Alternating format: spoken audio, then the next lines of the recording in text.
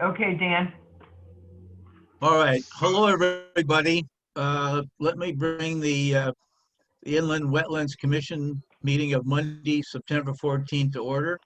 Will the secretary take the roll, please? Of course, Mr. Chairman, Mr. Stepanek, Here. Ms. Jameson, present, Mr. Dobbin, Present. Mr. Perkins, Here. Ms. Kirby, Here. Ms. Mitrakis, Here. Ms. Brunali, Present. Ms. Woike, Here. Ms. Ross. Not here yet. No, Ms. Ross? she's here. Oh, is she here? Okay. But I don't think she's able to speak. Can you speak, Penny? No. So, and Mr. Sillo? Absent. Absent. So, Ms. Ross is here in picture, but not in voice. All right. You all have a copy of the agenda, tonight's agenda. Any comments, suggestions? If not, can I hear a motion? So moved.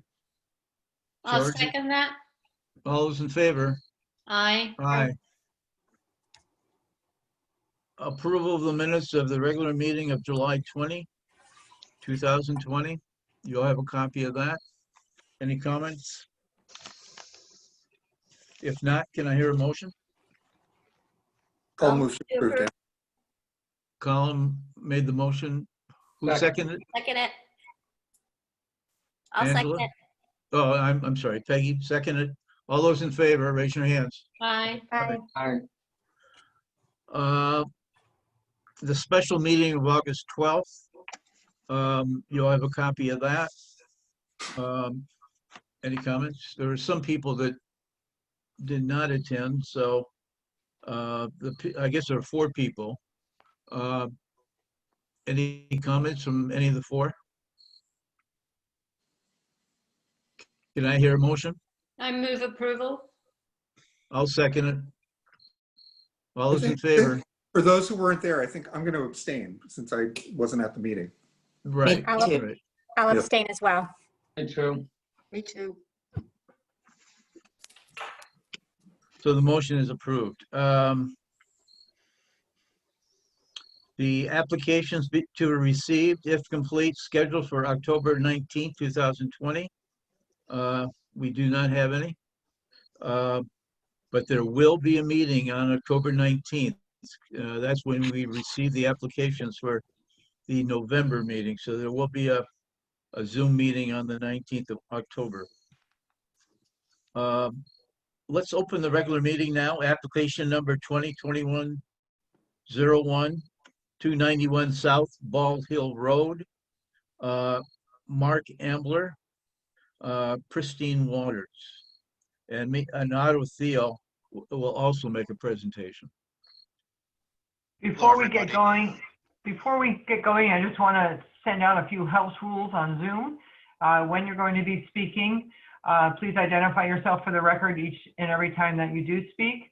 And if you're not speaking, if you could put yourself on mute and remember to unmute yourself when you're ready to speak, and the chairman will call upon you. Thank you. Okay. Hello, I'm Mark Ambler, Pristine Waters. I'm acting as the agent and the contractor for Zuhair Sudan, who, with his wife, owns the property at 291 South Bald Hill Road in New Canaan. We've submitted an application to do one of 2 things. We spec'd it in such a way that this is for a diver-assisted suction dredging project. So this is a process by which we vacuum out the sediment from the bottom of the pond, and we pump them into what's called geotextile tube. Many of you who've been on the board have probably seen this methodology used before. I've done several projects in New Canaan in this manner. I like to think that it's a very low impact activity from an environmental perspective. And that's the basic layout of the project. The pond in question is approximately 0.31 acres in size. It's fed by a small brook that runs in and then drains out over, I believe, through a spillway at the end of the pond. On average, we found doing our survey approximately 5 feet of accumulated sediment, which is primarily organic in nature at the bottom of this pond. So think like decaying leaves, sticks, detritus, dead algae that's settled out at the bottom over time from tree fall, leaf litter, and from inbound sediment deposits from the brook, which will run faster during high flow events. The project calls for one of two options, either addressing an emergent area near the mouth of the brook where we have terrestrial plant life growing from what was once and not too long ago water, and a big mound or plume of sediment that extends from the brook into the pond. The second plan that the client is still debating is a full pond dredge or somewhere in between.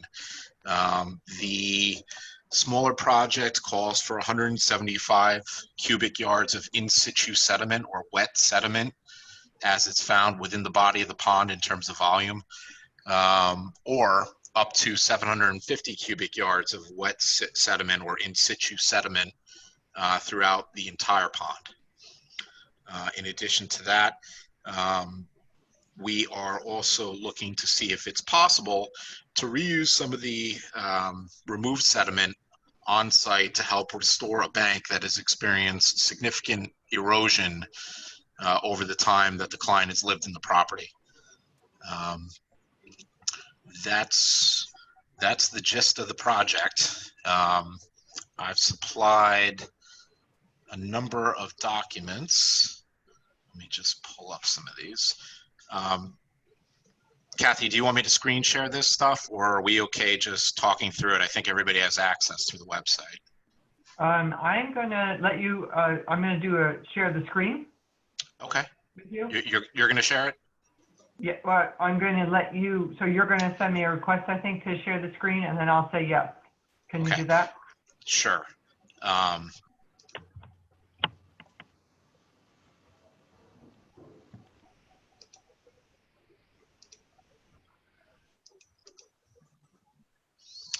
What is?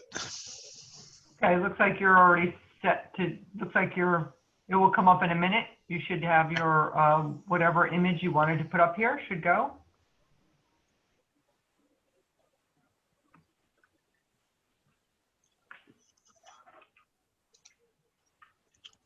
Can everybody see There we this? go. Okay. Good. Yes. Okay. Here we have essentially the rudimentary bathymetry that we did. So essentially, we deployed somebody in the water who, in this case, walked around the pond and used it was an 8-foot long pole, would find the top of the sediment level and push the pole down until they hit the point of refusal, which is the original bottom of the pond. In this case, I have sediment depths mapped and I have water depths mapped. We've also noted where there are aerators existing in the pond. You can see in zone A, which is on the left side of the map, there is an area where the white numbers grossly exceed the red numbers. That's because the sediment is actually emergent. So there's water depth in and around it, but right where those white numbers are, that's the elevation above the surface of the water. So throughout this area, you have anywhere from 1.5 to 2.5 in the bottom with plants growing from it. In zone B, obviously everything is pretty much non-emergent or submerged. Maximum sediment depth that we measured was 2.5 feet. and the maximum potential water depth was 6.5 feet. So throughout the entire area, you know, the pond is somewhat compromised based on the ratio of organic fill to actual water column, which means that the sunlight can penetrate through this water column, get to the sediments that are below.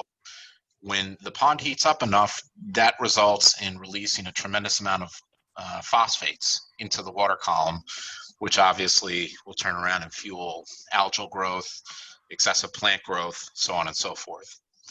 So request is really twofold. Number one, for maintaining a better habitat and ecology within the pond, and also, well, three, also to improve aesthetics for the homeowner, and finally to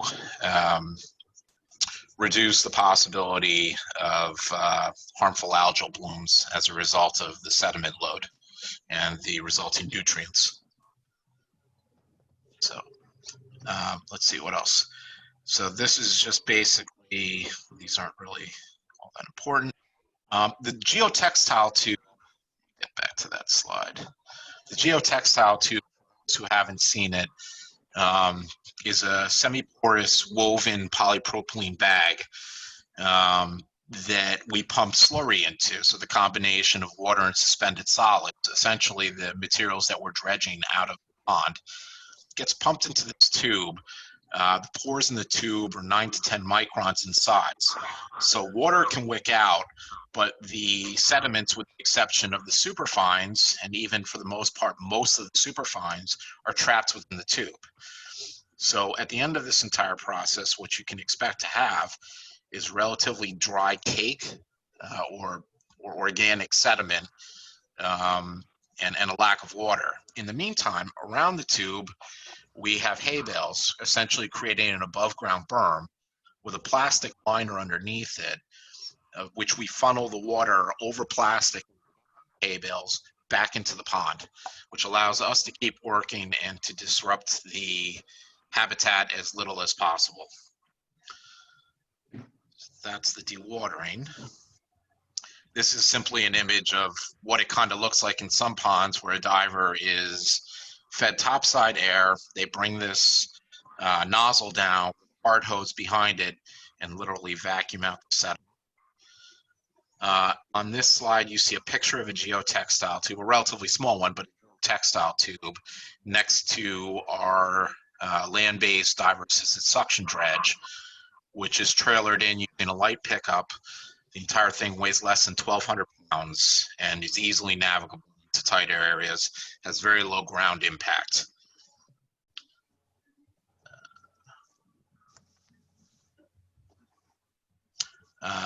The other thing that I was going to go ahead and discuss was our soil reuse plan. So the idea here is essentially, and I'm going to switch to a different document. So I'll stop screen sharing and we'll be right back on that in a moment. Okay. Well, but first, does anybody have any questions of anything I've discussed yet or thus far? Mark, just one clarification. One of the Sure. commission members may have misheard you describe the pond as a 3.1 acres. It's 0.31 acres. Correct. That's correct. Okay. Yes, it's 0.31 acres. Okay. I apologize if I misspoke. It's just under a third of an acre. Okay, thank you. I just wanted to clarify that. Sure. Let's see.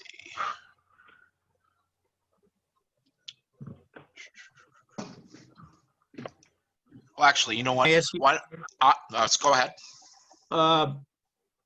It seems like the aerators are doing a pretty good job. And do you plan on keeping those once the pond is dredged? Yes. So I assume you say that it's doing a good job because you made it out there and were able to see the Yes. condition of the pond. Yeah. So the aerators do a pretty good job of helping to make the pond look better.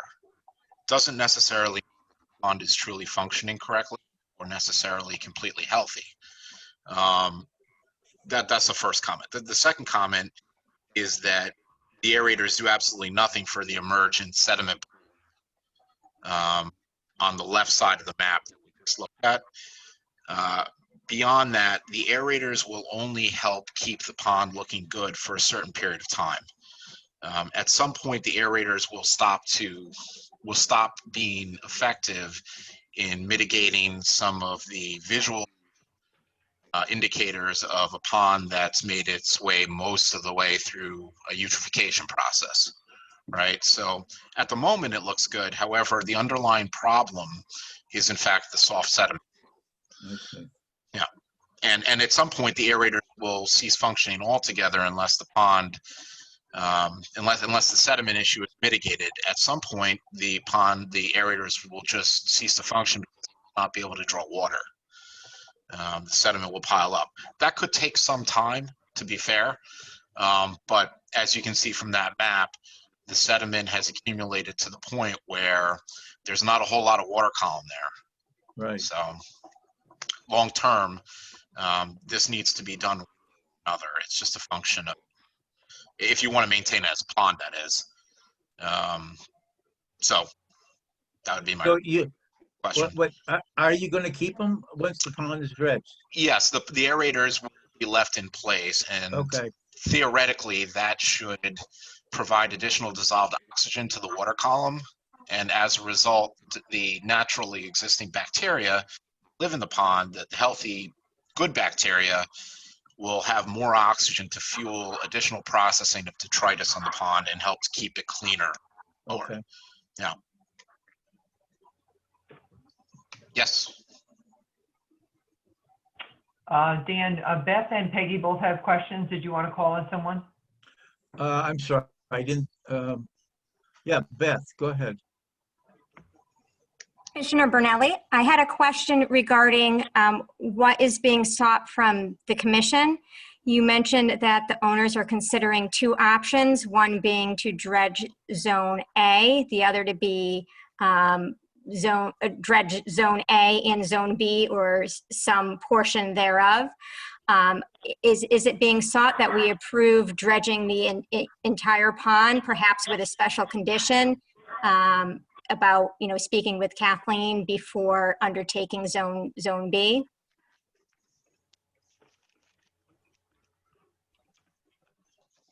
That wasn't a question for me. Was that? Yeah, I think Was it it? was. Oh, Yes. yes. Ideally, we'd like approval to dredge the whole pond, I would say, and then should we choose, or should the homeowner choose not to undertake that entire process and just to deal with the emergent area,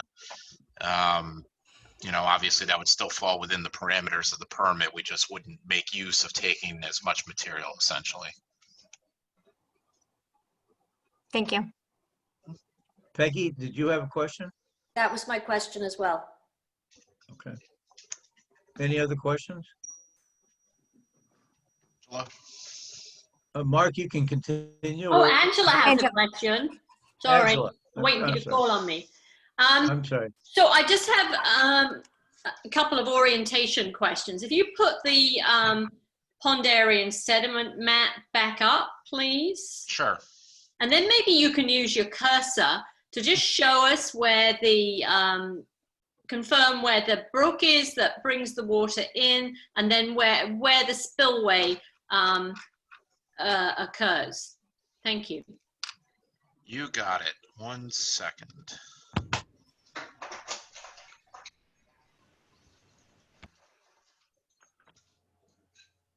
Sorry, it's kind of flickering on me. Just 1 second.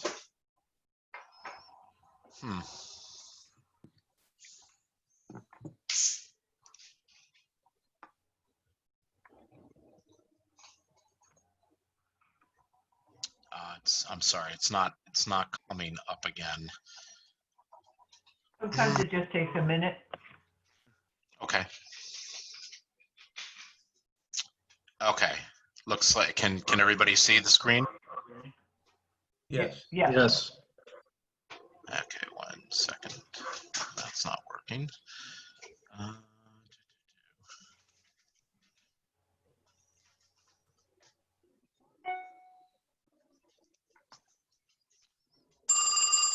I apologize. I'm having a hard time making it go full screen. However, if you guys can see my cursor moving around, Mm-hmm. Yes. the water comes in right about here. You can kind of make out the brook within the tree cover there. It's just a darker area coming in right here. Okay. And the exit for it is in here. Once again, there's tree cover over the satellite imagery, so you can't quite see it perfectly, but that is where the water exits the pond. And that is another brook. You described it as a spillway.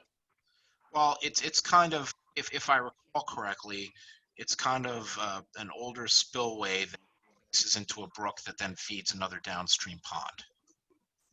Okay. So if nothing were done to this pond, would there be any impact on the flow of water from the incoming brook and the water that exits the pond and goes to another brook? Ultimately, yes. I think long term, it's likely that would happen. You would see a gradual slowing of, or actually, you would see speeding up of water. Basically, there wouldn't be any impoundment to contain any high flow events, and that water would rush through this area, I think, at a higher rate. You would also likely see downstream erosion, and then fill in the next pond in the chain. Right. So would we see more flooding? Definitely, this absolutely contains water, and that volume being lost, volume you don't have anymore, would result in additional flooding. I would say yes. Thank you. Yep. Any other questions? Do you want to continue, Mark, or Otto? Is he next or what? Yeah, why don't we pass it off to Otto and let him talk about the wetland delineation and the existing conditions there, and then I'll circle back after he's done. Unfortunately, I am having a hard time here. Oh, there we go. Okay, so I'm going to stop sharing, and Otto, if you want to take over for a moment. Sure. Okay, so I was out there on July 15th and did a delineation on not the entire property, but basically on the portion that is in the close proximity to the pond itself. So if you have my sketch map from my submission, you can see flags 1 through 12 on the pond's side near the house, and then on the far side you've got flags 101 through 111. So the proposed activity, I don't know if you can, maybe you have it in front of you. I don't know if you can see this. That's probably not very clear. But That helps. that helps? I think so. Okay. So basically, right down in here is, you can see there's a little square that demarcated or demarcates the area that was planning to be filled. And so basically, now when I went out there, I did test holes to see how much fill material was over the top of the original wetland soil. In other words, what I think happened is grading took place after the pond was dredged, and materials, either additional materials out of the pond were later dredged up and put on top of the original materials dredged out, or other material was added over the top from some other source. But if you go down to the edge of the pond, this is the area that they're thinking of trying to put the fill in as they take it out, and then maybe they would use other areas on the site if they needed to. But when you go down near the edge of the pond, the lowest spot in that swale, you have no fill over the top of the original wetlands. But as you go up the hill, there's progressively more fill material over it. So if you go about, the average is about 7 inches across from here to here.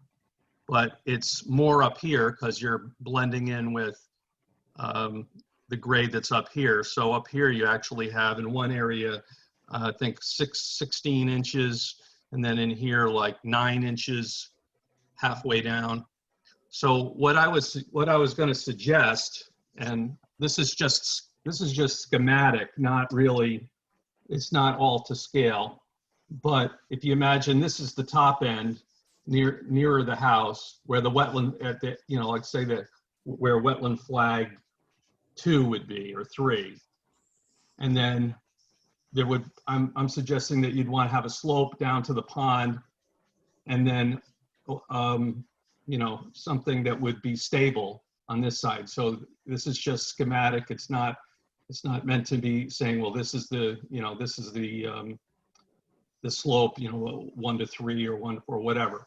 But if you had more of the fill down near the pond, and maybe the average amount, which might be around 7 inches or less, you know, and 0 up here. So I don't know what the commission is thinking of putting, you know, as restrictions on the amount of fill.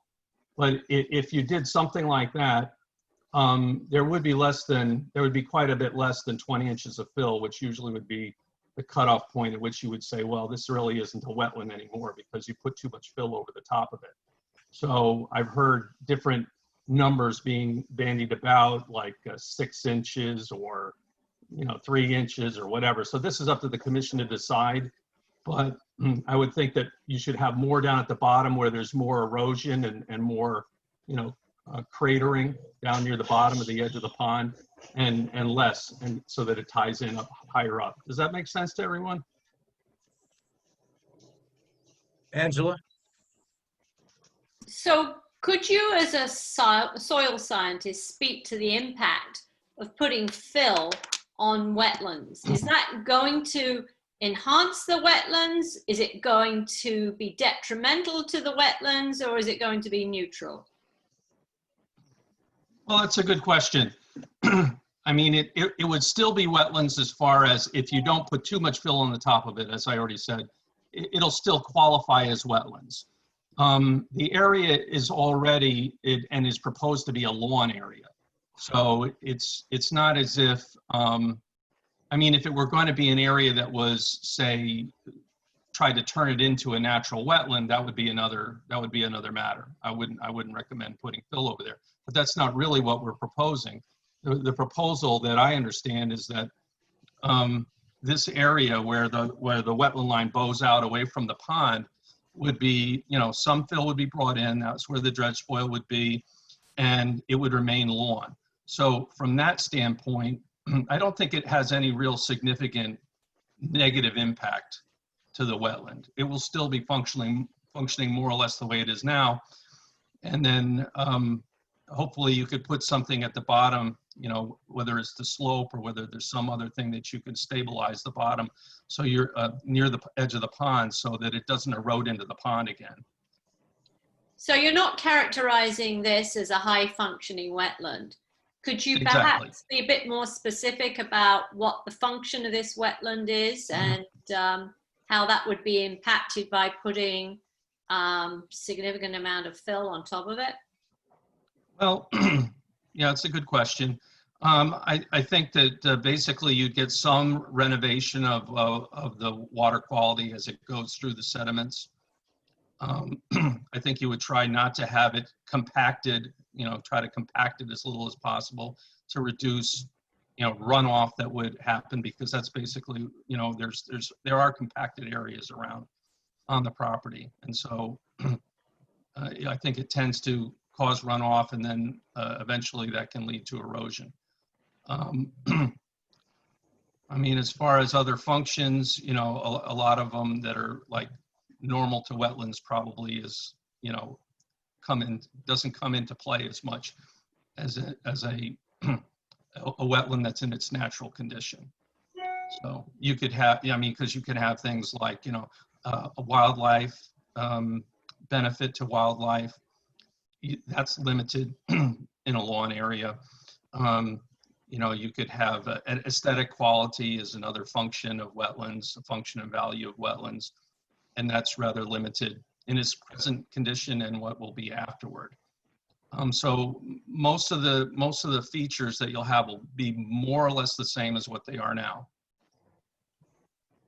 somewhat limited, but it should renovate the water quality, and that's the one that comes to mind right off the top of my head. But I hadn't really thought about all the other functions. There's about 13 of them that wetlands perform. So, you know, the commission often has to rely on the advice from professional experts, and it would be helpful if you could tell us what you think, in your best professional judgment, the maximum amount of fill should be for this particular wetland, and what might be an optimum amount, because the two could be different. Okay. Well, I think the maximum amount would be something that would not take it out of the category of being a wetland because of having too much fill on top of it. There's a little bit of fill now. I think if you put, again, I'd heard 6 inches, if you know, as it, like, say, an average depth. I don't have a problem with that. I would be fine with that. I think you could do even a higher, you know, a larger number. Of course, when you do that, the water table gets a little lower and a little lower, but technically it would still qualify as a wetland under the definition. And in this case, because a lot of the function is lacking in that area, I don't think you're really losing anything really significant.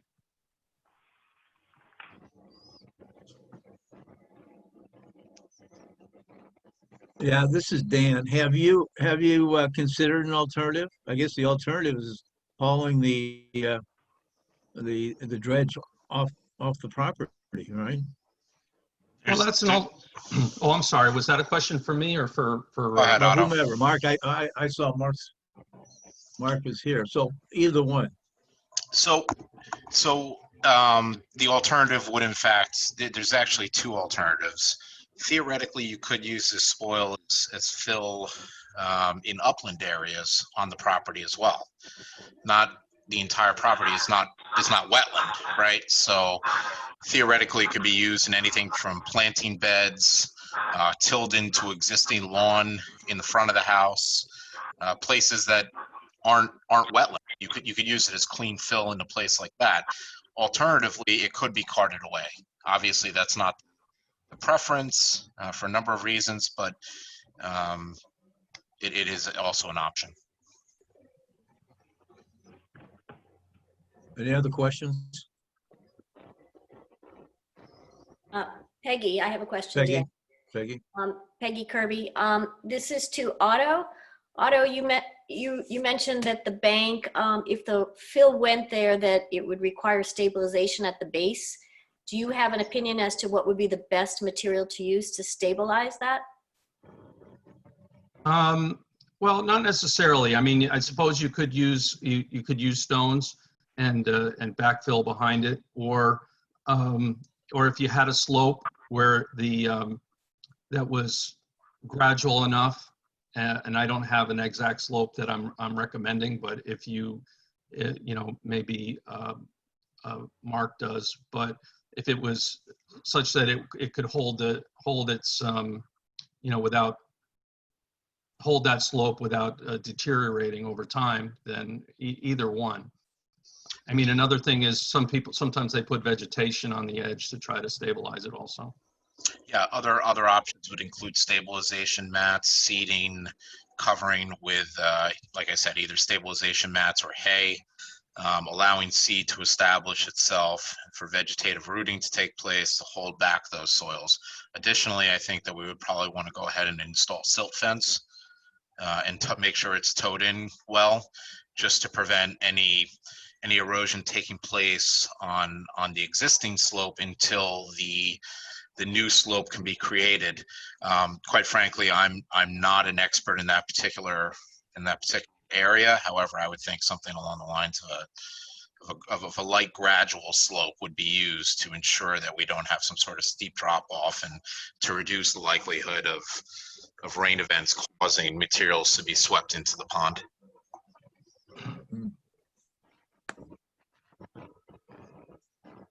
I think you'd want to have a slope of at least 3 to 1. on the, as the steepest. Maybe down at the, down closer to the edge, but you wouldn't want to go, I don't think you'd want to go steeper than that. What's the slope right now? I apologize, I don't know exactly. You mean the overall from the top of the wetland to the bottom? Yeah, Yeah, I apologize. I don't know that because I don't think I have the topography for that. I would Maybe- characterize it anecdotally as a light to moderate slope. This will definitely shallow it, but and I don't have a number for you, but that's just my anecdotal observations, because again, this is really not within the purview of what we do. This would be handled by a third party. I see. Yes, Peg, or Angela, yes. So who is this third party going to be? And are we going to see a plan from this third party about the requisite slope and how the materials are going to be placed on it? And Sure. So the third party is actually another contractor that we typically work with quite a bit. They've done a fair amount of work in New Canaan as well. Their name is AMAX. They most recently did the Allen Lane suction dredging project. And they will turn around and provide a plan once we know exactly what we're doing from a volume perspective. well, this is just a question really for the commission. It just runs through my head that maybe we need to know a bit more about this plan before we can, determine what is and what isn't appropriate.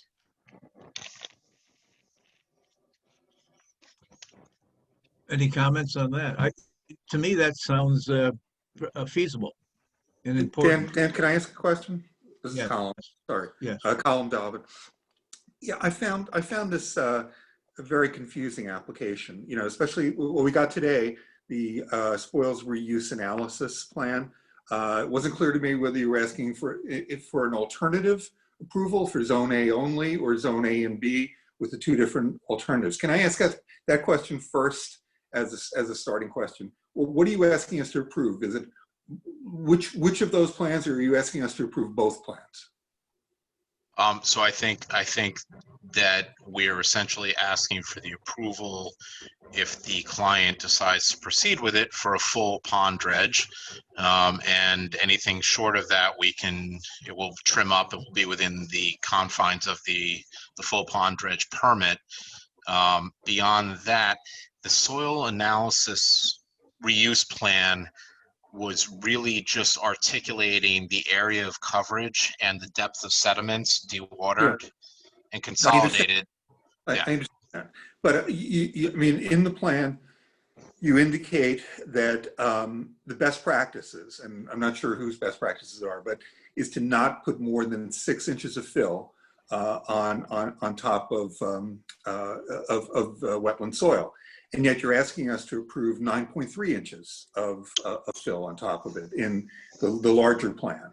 But you've also said that an option would be to actually haul some of, and some of it's going to be hauled away even under that. So I guess my real question is, what's the barrier to actually reducing the amount that you're going to put there to 6 inches? Is it purely a monetary issue that it's going to cost you money to haul it offsite, or to put it in an upland? Why would we approve something if it's not a best practice? What's the basis for that request?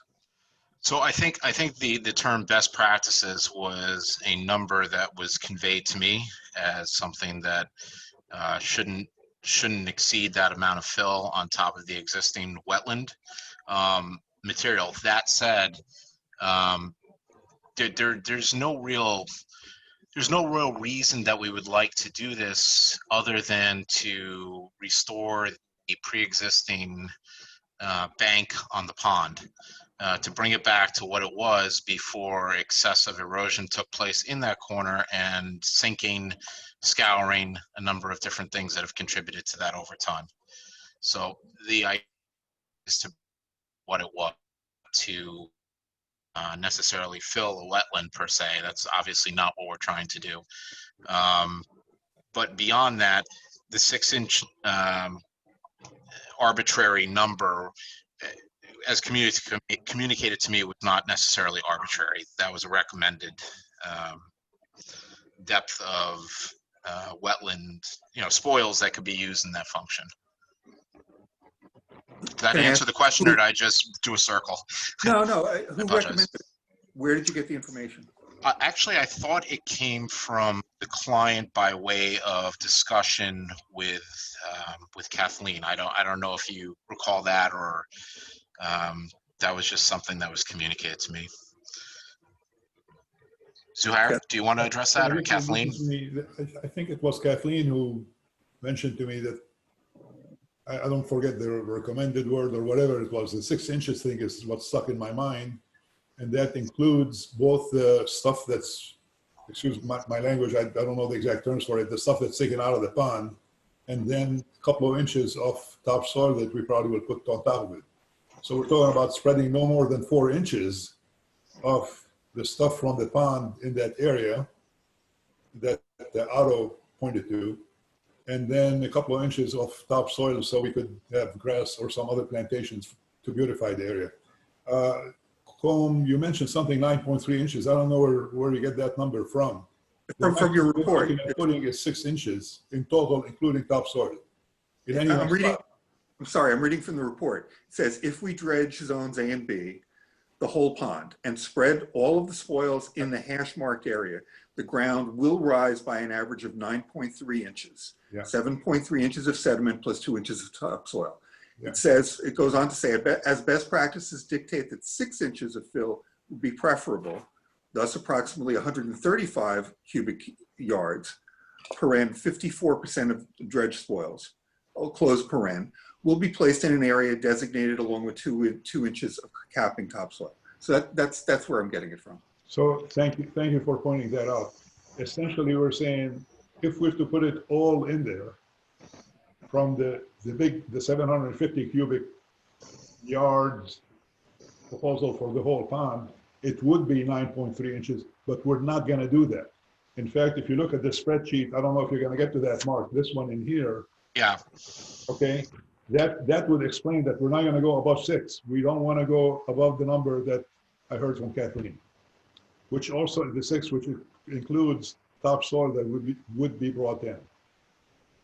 So what that essentially means is that approximately 135 cubic yards would be used in this bank rebuilding, the shoreline restoration, and a remaining 115 yards would be either placed in upland areas that don't impact the watercourse or the wetlands, or some of that material would be carted off-site, or a combination there of both. Thank you for the clarification. Can I ask Kathleen? I have a question. Is that consistent with your understanding, Kathleen, and your recommendation? Well, just go back on the history on this one. Zuhair and I started talking about his pond dredging probably in early March, and have been going back and forth on pulling together a complete application. And I've been walking him through this, and he's been a trooper throughout the whole process. That is a bit overwhelming for him as a homeowner wanting to dredge his pond. He subsequently engaged Mark's firm to do the diver-assisted dredging, which was helpful to come up with an actual plan, which Mark elaborated on. And then Otto Field came along as a sole scientist because that was needed, because Zuhair was hoping to save some costs and allow the dredge materials to remain on site. So as part of our discussion of trying to accomplish a reasonable dredging that would satisfy kind of all those points that we're trying to hit, we did have a discussion about this particular area and needing to know what was there in the way of wetland soils. So I was looking at the site, and even before Otto was there, I was making assumptions that that lower area would likely test as a wetlands just by looking at it and knowing a little bit of the surrounding area. So Otto did confirm that area, that there's a little ballooning out of that lower pond. That's exactly the area that Zuhair has been talking about, trying to regrade what historically had been there. So he had expressed to me that there was a lot of material in that area at some point in time that has washed away with storms over the years. Otto may not have fully explained it, and maybe he could explain a little bit further. It sounds to me like in Otto's presentation that area is previously had fill on it, perhaps. I don't want to put words in Otto's mouth, but if we could go back to that and understand a little bit clearer, was there some fill in that area? And I think the other point that Otto was making is if it were 6 inches over this wetlands, it's not going to change the fact that it's still going to test as a wetlands post. If another soil scientist came back through, they would still discover that this is a wetland soil. So the wetland line wouldn't change, although we'd have some pond dredgings over that particular area. So the rule of thumb, trying to give Zuhair some guidance on fill, I did say to him that I thought the filling of that wetlands would be one of the tougher things for the commission to come fully on board with, without a lot of backup documentation and understanding of what exactly that means at the end of the day, if it were to be done. In the past, I can think of other properties over my years with the town where we have allowed pond dredgings to go over a wetlands. So some of you are newer to the commission, some of you have been on for quite some time. And I can remember just hearing actually 12 inches of fill going over wetlands and that being suitable. It is site by site, so it doesn't mean that he should put 12 inches over this little area. It might not work out from a grading point of view and you get a slumping back into the pond. So yes, a lot of numbers were kicked around. 6 inches specifically? No, I don't remember that specific. I may have even said up to 12 inches or something to that degree. So I think we need to hear a little more from Otto, and maybe I think George looks like he had a question, and possibly Peggy. Yes, my question was, in looking at the property, it's a fairly good sized property. Is there any thought of utilizing the dredging material on the lawns and the other portions of that property? Yeah, that's what I was referring to prior in the prior questions. We could absolutely isolate upland areas that are pretty protected from any potential impact on the wetland areas on the property to accommodate some fill. We could use flower beds, we could use lawn. Believe it or not, 115 cubic yards spreads out pretty easily and can disappear into an existing landscape without fundamentally changing the character or nature of the landscape. I think it's highly likely that to err on the side of caution, and even to the mixed use plan that we were looking at before on the little table that we provided, that 115 cubic yards would be used in various places on the property that are well outside of any wetland environments or boundaries. Mark, this is Commissioner Brunelli. You just mentioned that 115 cubic yards could be easily accommodated in the upland areas. But the proposal for Zone A and Zone B would be 750 cubic yards. Sure. How much of that could be, easily accommodated in the upland area? My apologies. Let me address that. So when we refer to the volume coming out of the pond, we always refer to it as in situ, wet cubic yards. That's before the material has gone into the geotextile tube and fully dewatered. During that process, 750 in situ turn into a much lower value. There's a consolidation rate and the exact algorithm is kind of, or the exact percentage is not easily predicted, but past experience dictates that it's going to be somewhere between 25% situ volume. I kind of use 33% as kind of the halfway point in there. And that's the most likely outcome in terms of resulting spoils, consolidated dry dredge spoils. So it will turn into 250 cubic yards, give or take a little bit. And then of that 250 cubic yards, 135 of that in the mixed use spoils reuse plan is to be placed in that area denoted on the map to try to restore the bank and the pond edge, and then the remainder is 115 cubic yards, which again would have to either go to other upland locations on the property or be taken off-site. If the commission did not approve the placement of any of the materials in the wetlands area, could it all be accommodated in the upland area? I'm quite confident that it could be. Obviously, the client would like the opportunity to try to restore what was there before, but theoretically, yes, on the rest of the property, you could easily accommodate that 250 cubic yards of material in upland areas. Dan, it's Peggy. I have a question. Could I go next? Dan? You're mute. He's mute, I think. And you need to unmute. I'm go. unmuted. Okay, Dan. Okay, yes, go quick ahead. question. For Mark or Otto, I'm not sure who this is for, but with respect to that eroded slope, is the reason that you want to add the sediment to that to help reduce erosion so that more sediment does not flow into this pond? I'm a little confused. I mean, is adding that going to protect the pond to keep less sediment out? Or is this just a purely aesthetic kind of thing?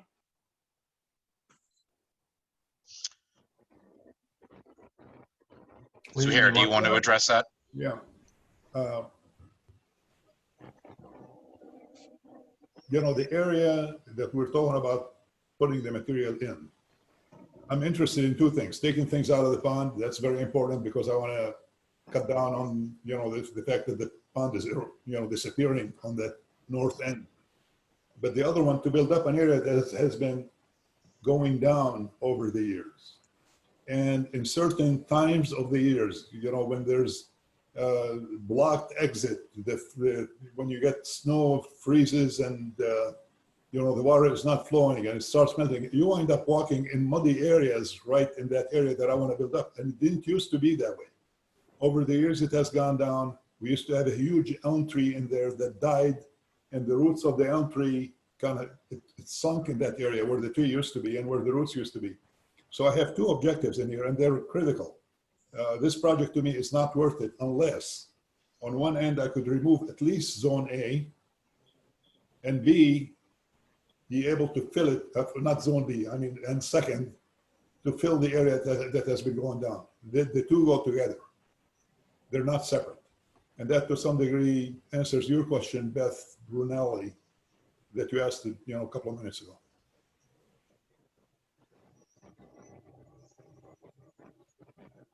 Otto, you got, Dan, I have, Otto, do you have a comment? I'm sorry, Yeah, Kathy. Otto, go ahead. It looks like you wanted to say something. Well, I wanted to say one observation there is that, you know, just outside the area, you know, if you come off the driveway and you start to walk down, if you were to walk straight off the driveway and down through that low-lying area that Zuhair was just talking about, and on your right side is kind of a scruffy area, I don't know, I'll say 10 feet wide between that lawn area and then his property line. And you can see skunk cabbage growing in there at the higher elevation. So I think that that wetland will function as a wetland if you didn't fill it, or even if you did. And I agree, based on my observations, I think that Zuhair is being accurate when he describes the fact that there's been erosion off of that hill, and it's, you know, so it's not in its original condition.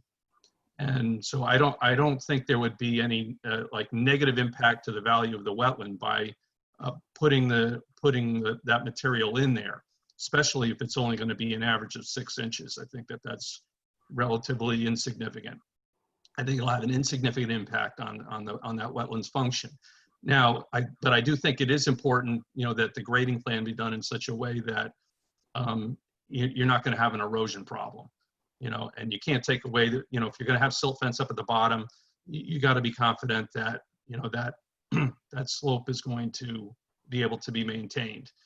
So maybe there's some other suggestions that, Mark's cohorts that are going to take over with that plan can come up with to try to make sure that there's not erosion off of that slope again and having everything go right back into the pond. That's certainly not what anybody wants. We froze. Oh, there. Kathleen? I'm sorry. Beth is, but before you, you want to, maybe kind of wrap it up with you. Beth, do you have something? Yes, just two questions. Do we know what's causing the erosion? Or what caused the erosion? Is this an ongoing problem? Zuhair, you would know the history a little bit better than me. I really can't tell you. It's just we've been living here 35 years and this thing has been happening at a microscopic level. Okay, it's rains. I can't point my finger, except the one thing that I know is that where that huge elm tree went away, I wound up with like a hole where the root of that tree was. And then where some of the roots went in different directions, you could almost see the ground has sunk in that area. Oh, one more thing, one other possible reason. We got some animals that kind of dig under the grass, from the pond, and they, create little channels. I forget the names, muskrats or whatever. Yeah, and I think that kind of creates some erosion. So there are a variety of factors that add up to it. Some of it is run, when the rain comes in, it always brings something down to the water. But in addition, I think the tree is a big item and animals that dig through, and I can't tell you what else, but 35 years in here, we've been living with it, and a little bit at a time, it's been going down. Okay, and my second question for Otto, if I'm understanding correctly, you think there could be a grading plan that would, on the one hand, solve Zahira's problem, but at the same time would prevent continuing erosion or slippage of the soil into the pond. But there is no such specific plan at this time. Is that sort of a sum of where we're at? Well, that's my understanding. I mean, usually the people that do a grading plan is either one, a landscape architect, or two, a civil engineer. Usually they're doing a grading plan and then a soil erosion sediment control plan. Now, I don't know, I'm not sure. I mean, from what Mark said, I was under the impression that he was going to hand off that aspect of the project to someone that he has regularly been using. So I think you could, yes, if you have someone that has those credentials, they could come up with a grading plan that would stabilize the area. Mark, when do you see that happening? I think as we find out more, as the client determines to what extent we dredge the pond, I think that necessarily is part of the decision-making process, just from the perspective of the amount of material that we will have at the end will change based on how much of the pond we actually end up dredging. Once we have that information, we can kind of proceed with that and come up with a plan that will satisfy the commission in terms of what the plan is and who's drafting the plan, so on and so forth. But we kind of have to get to that point where we know what the spoils will be. Angela? So I think we've had really useful discussion and clarification, and thank you everyone for the answers you've given to our questions. But for me, both the questions that everyone's asked and the answers to them suggest that maybe we're putting the cart before the horse here. There could be a perfectly acceptable and appropriate plan for grading this area, But I don't know what it is, and I don't think anybody knows what is exactly intended. And I must say, and you can try and talk me out of this, but I must say I feel uncomfortable voting to give approval to a plan where we don't actually know what is going to be done to that wetlands area in terms of grading, making sure that, you know, the erosion doesn't continue to occur. And, you know, so you have my real sympathy with what's happened over the years. But, you know, I just wanted to spell out that I'm not really comfortable not knowing more about this plan. Kathleen? There's two other commission members. Oh, Colin all has a right. comment. Colin? Thank you, Dan. I just want to second what Angela really came to. I have a lot of sympathy for the applicant. It clearly needs to be done, and I think you've done a good start here, but I do think it's incomplete. I really think that we need to have a plan to say what the grading is going to be, and I do think you need to think of alternatives for moving the spoils outside of, or at least some of the spoils outside of the wetlands. I take what you're saying, Kathleen, that there may have been some precedents. And again, I think I've been on the commission longer than anybody. I probably don't remember us approving things like that. Maybe I didn't understand them at the time. But I think in general, if there's an option to not be putting spoils within wetlands, we should try to minimize that. And there may be, in this case, some reason to do some of it. I understand it's a disturbed area, but I think as a commission we should try to avoid allowing that or setting a precedent for it to occur. That's all I have to say. Thank you. George? Perhaps we should take a look and maybe ask Kathleen if there's any special conditions. Having to go through another planning stage, and we're talking about a 35-year erosion, and to ask the owner to come up with an alternative plan at this point, I don't know. If there's a way of putting a special condition on this, that approval with special conditions to look at this in the future. But that's just my thought. Anyone else? Kathleen? Just a couple of comments back to what to do with the fill, and specifically, Mark, there is a septic system located on this property, so there can be no fill over or near the septic system. So that eliminates a large area for potentially disposal of dredge materials. And it also increases the disturbance to the site if you're going to now start scattering pockets of pretty mucky stuff in various locations on the site, which lengthens out the reestablishing of a contained area with a stabilization. So I just want you to think about those two things. As far as the area that potentially is going to be utilized for fill, I don't think this one raises to the level of bringing in an engineer to figure out how some grading can be done in that area. I guess I'm talking from my years of experience that it's a relatively small area. I understand it is in wetlands. I also understand that it's 6 inches. I'm deferring a lot to Otto Field and his comments regarding that he said on the record that, I'm sorry, I have to go back to my notes.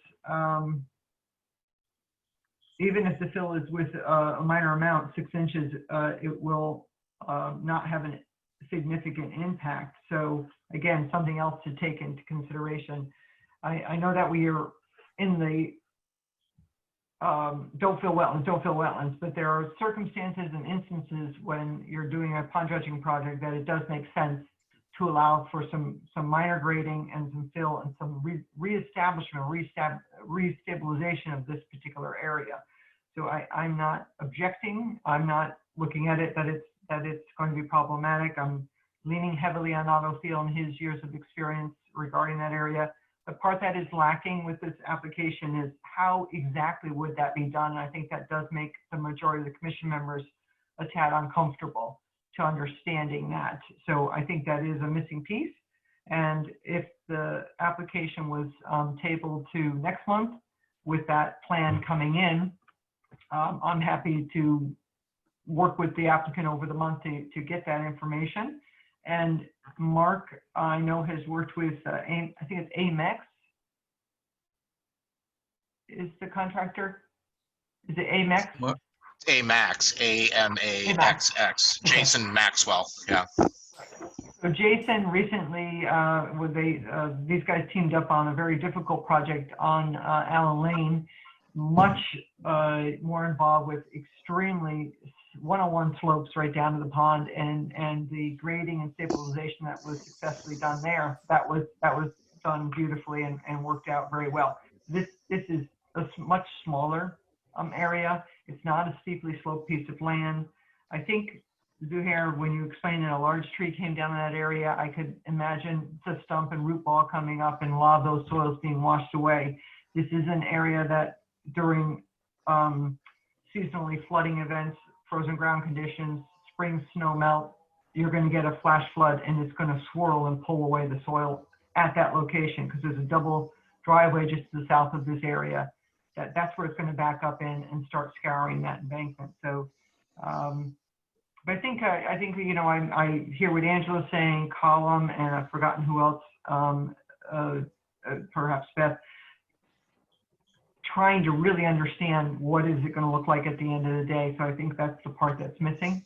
I don't think a special condition can cover that, George. I'm sorry. I wish I could think of something that would cover that comfortably for everyone.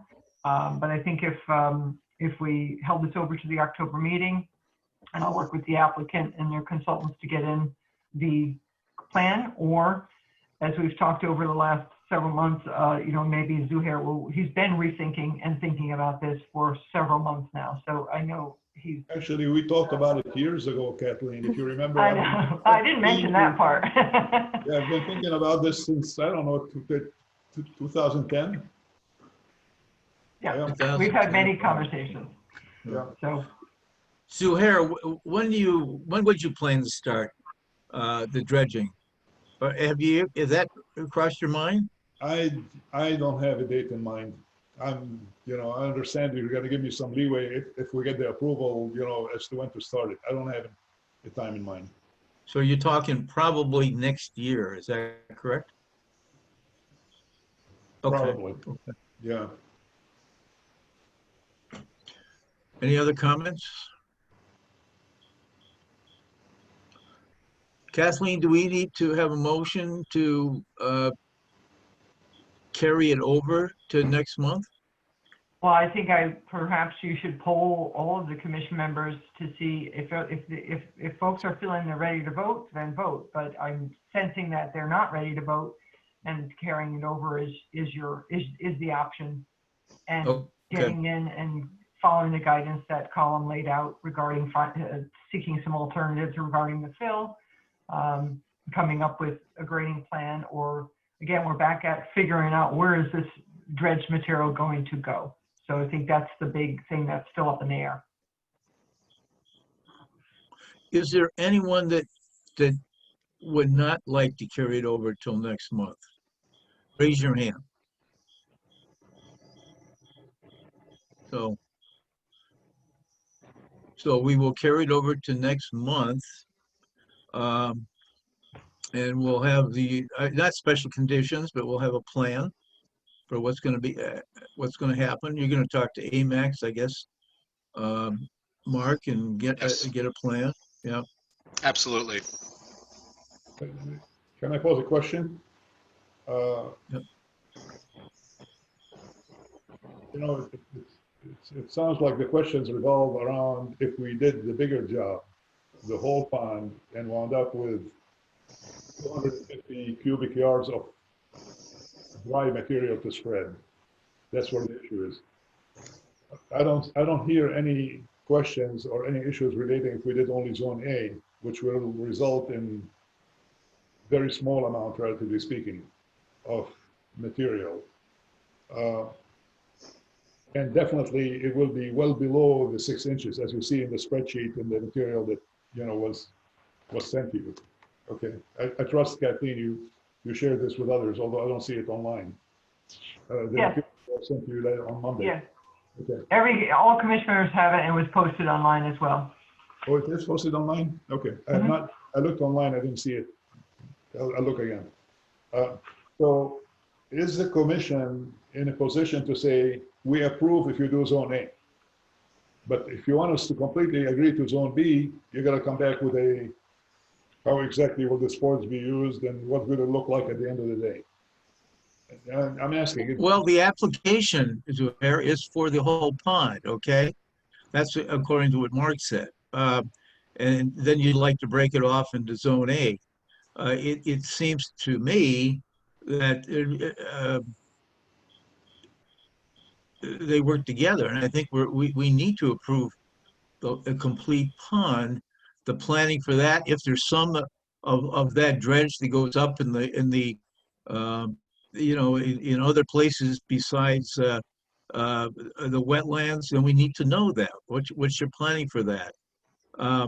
But I don't think we can approve zone A and you to start work on that without knowing what you have planned for zone A material. Zone B, you mean?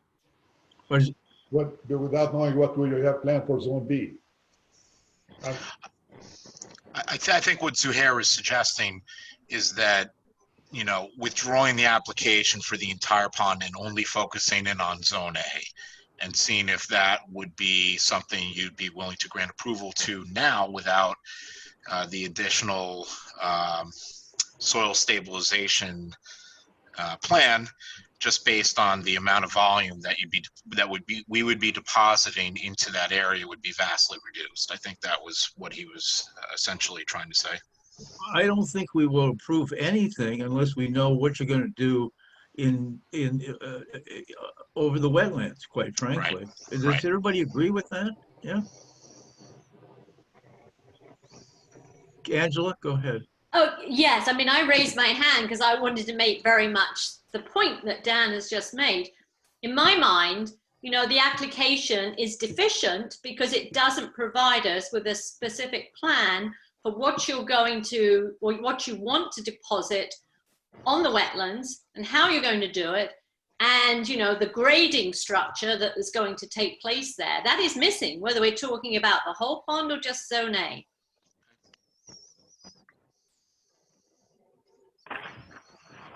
Anthony, do you have any questions? Do you have any comments at all? Me? Yeah, Anthony, yeah. So my thing is, one, Mark, I'm just trying to figure out, is it a cost thing? You guys don't want to truck it out? I mean, does it need to be spread out over the wetlands? I think it's partially a cost issue. I think it's partially the desire to restore the pond bank and the bank that's been eroding over time, to restore it to what it was when they purchased the property 35 years ago. So I think it's dual purpose or dual reasoning there.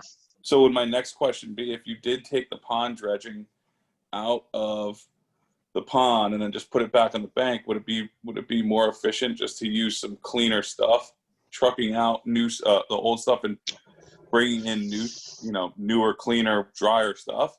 Yeah, I think that would probably alter the characteristics of the wetland more so than, but you know, that's really Otto's kind of that's his field, right? But from what I understand, placing additional upland fill in a wetland would denude the theoretical benefit of a wetland, given the fact that this particular portion of wetland is really not terribly high functioning anyway. Well, that's kind of my question, guys. And I know I'm late to the party on this meeting. I'm just trying to figure out if there's something that we can do to make it actually work, instead of taking stuff that fell into the pond effectively, right, and putting it on the side so it falls into the pond again.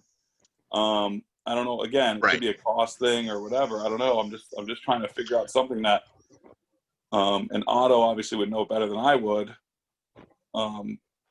that would be more effective long term, right? Otto, you want to take a crack at that at all?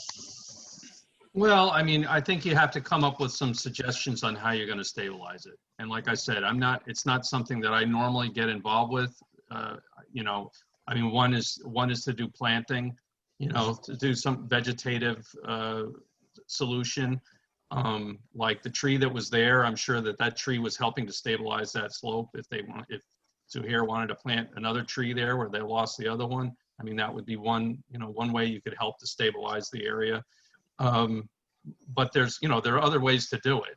There's other ways to do it. That's not the only way, but I mean, you could do a kind of a terracing thing where you've got, but that's not the kind of situation that he had before. I think he wants to have a more, uniform look to the area.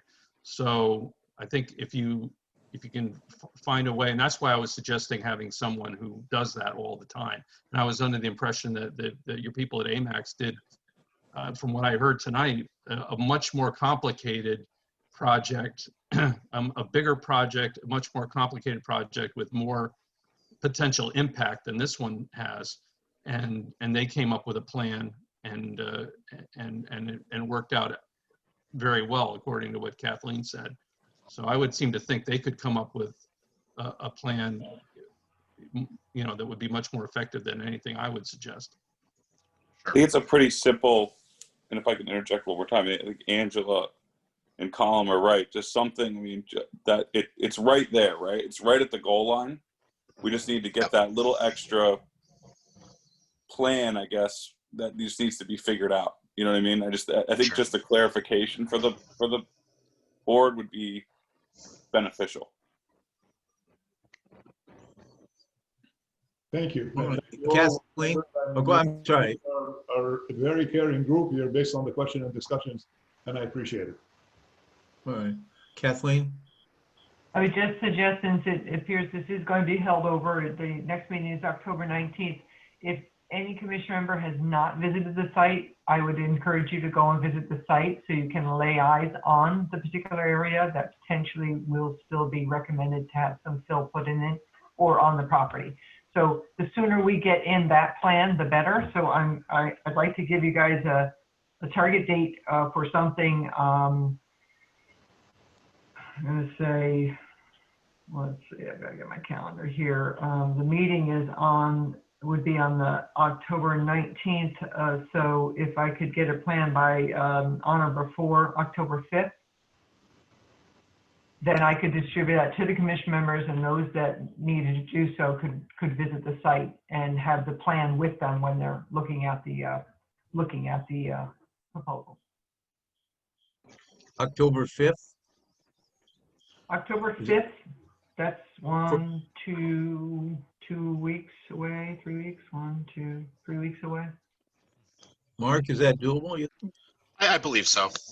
Okay. Zuhair, do you want to be there when the commissioners come out to view it?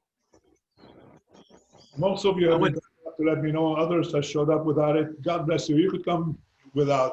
It's okay. Okay. I wanted to meet you all, answer any questions. That's all. But you're welcome to come at your convenience. All right. All right. Yes, Colin. Do you want to schedule a site visit? I wasn't able to see the property. I don't know how many others have seen it, but I always find it useful when Kathleen is there to help interpret the plan. And I don't know if anybody else would be interested in doing a site visit, or whether you're available, Kathleen, to do it. Kathleen, how is that possible with the virus situation?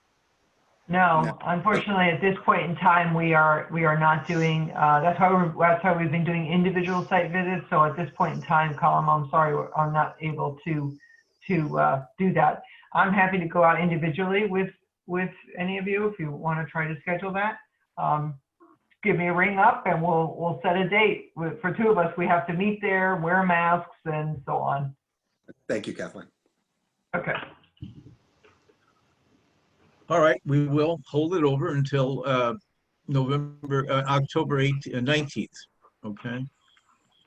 Kathleen, you're going to send out an email with the timeline and stuff like that. Is that correct? The October timeline. 5th, when the plan needs to be done, and does everybody agree with that? I guess, yeah, the timeline, what we're looking for, that type of thing.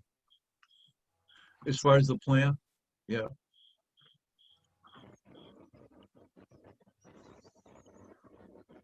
Okay. All right. Anything else?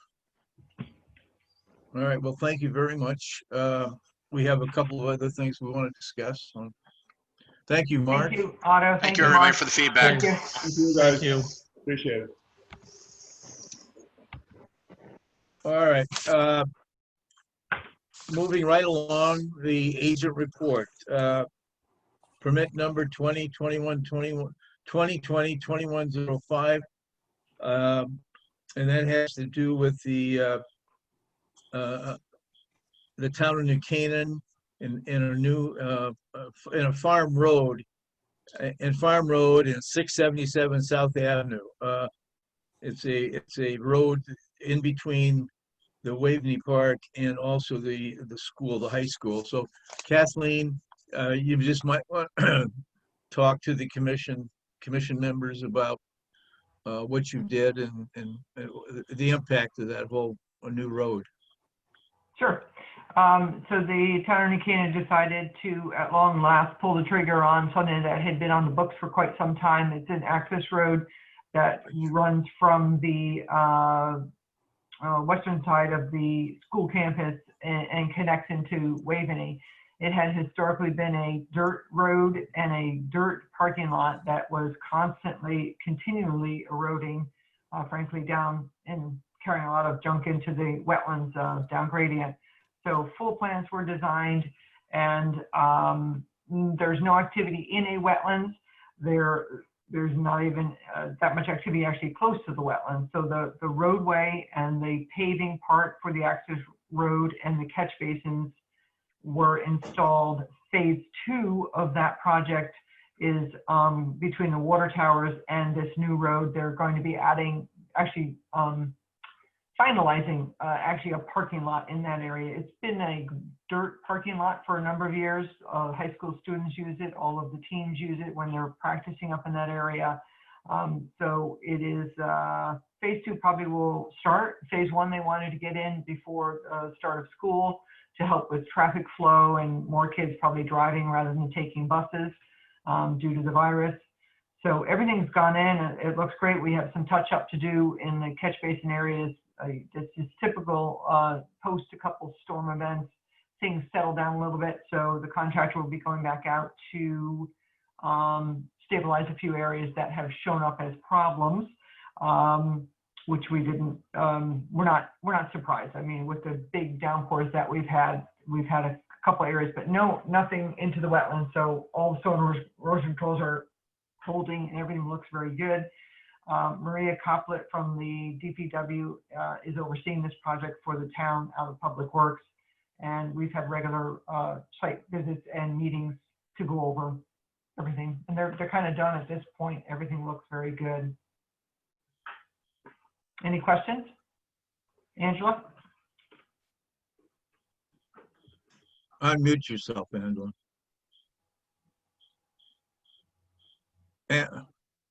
Unmute yourself. Unmute myself, great. Okay, I'm sorry about that. I got all these screens up with different bits and pieces from the meeting. So I just wanted to ask, does this in any way impact the wetlands area? I'm assuming that the replacement culvert is not actually in the wetlands. Maybe you could just confirm that. But will the stormwater impact the inland wetlands area to any extent? No, we actually have improvements of what previously was happening in this area, because it really was a big problematic area. With the town did temporary fixes up there to try to grade out it was a dirt road, so it never really worked very well at all. So it is hands down 100% better. McCord Engineering did the design work for the roadway, the stormwater management system, the detention basins that are installed on the lower field. If anyone attended Summer Theater for some of their years, they had a big tent set up just in that area below the fields. That's now all our detention basins, and everything looks really very good. So we actually have pre-treatment now rather than the silty water and debris off the fields going directly into the adjoining wetlands. So it's actually a big improvement, honestly, to stormwater quality for the runoff from that area. We have deep sumps on all the catch basins that are in the roadway. There'll be some additional infrastructures installed once they put in the parking lot portion of this project. So it's an improvement, definitely an improvement to what was there and what was happening. Colin? Kathleen, will the parking lot be impermeable surface, an asphalt surface, or will there be anything for water to run through? It's a traditional asphalt parking lot is what they have designed. I don't know it's not huge. It's not significantly sized. The stormwater system has been sized to that. They did not consider any permeable pavers or permeable asphalt for that project, most likely probably due to cost, because it does increase your cost by a significant amount. But in a park, you would think that would be under consideration. Right. I forgot to mention that before this project got even to my doorstep, it had gone through multiple boards and commissions. The first selectman, the Parks and Recreation reviewed it. The high school, contingency at the high school gave it a blessing, town council, board of finance for the funding. So it did go through quite a bit. I don't know that question was raised by the Parks and Rec Commission at that point in time. Thank you. Anything else? Kathleen, can you give us an update on the Bristol Bird Sanctuary? Sure. Bristol Sanctuary, the contract was given to Lonnie Excavating to install the main trail from the back of the baseball fields to Old Sanford Road. So he successfully won the bid for that project. We had a pre-construction site meeting in, I feel like it was mid-July already, possibly maybe early August, with Peter Lonnie and another of his crew members. Chris Schipper was also present. Maria Coplet is heading up this project for DPW. She was present as well. And we just walked through the site and answered any questions that Mr. Lonnie had regarding access or ongoing tree work that's going on. Excuse me. Mill River Tree. Mill River Tree had won the bid for the tree removal that took place prior to the big storm that came through. Then they had to pull out of there and they had to go off to other emergency jobs. So Mill River, I think at this point is close to finishing up their tree removal in order to then allow Lonnie and his crew to start staging and gain access to the park to install the trail. Keith Simpson and Bill Pollock from who did the design work were also present for the pre-construction site meeting. So everything's on track and going well. I hope we'll be at the point of having the main trail shaped up and in good condition for this year, which would be terrific, which is a big jump forward for that project. You know, I see Chris Schipper is going to talk to not